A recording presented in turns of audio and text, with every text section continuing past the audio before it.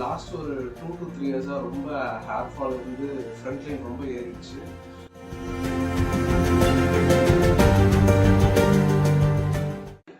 என் பேர் ஹரிஷ். நான் வந்து வேளச்சேரியிலேருந்து வரேன். ஆக்சுவலி எனக்கு லாஸ்ட் ஒரு 2 to 3 இயர்ஸாக ரொம்ப ஹேர் ஃபால் இருந்து ஃப்ரண்ட் லைன் ரொம்ப ஏறிடுச்சு. அதுக்கப்புறம் என்னடா பண்ணலான்னு யோசிச்சுட்டு இருக்கும்போது என் ஃப்ரெண்டு ரீசெண்டாக அவன் ஹேர் சர்ஜரி பண்ணியிருந்தான். அவன் எங்கே பண்ணியிருந்தான்னு பார்த்தா இங்கே Medavakkam ultra bio hair transplant கிளினிக்கில் பண்ணியிருந்தான். அவனுக்கு சூப்பராக இருந்தது ரிசல்ட். ஸோ அதனால் நான் இங்கே கன்சல்டேஷனுக்கு வந்தேன்.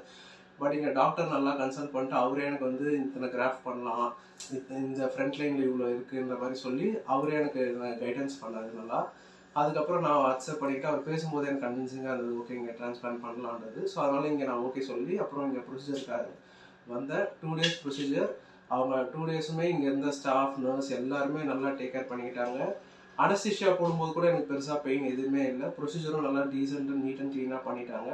இப்போ நான் 10th டேக்காக வந்திருக்கேன். ஸோ இப்போ என்னோட ஹேர் நல்லாவே க்ரோ ஆகிருக்கிறது நல்லா பார்க்க முடியுது. So thanks to bio hair ultra bio hair transplant clinic. Thank you. Okay, thank you.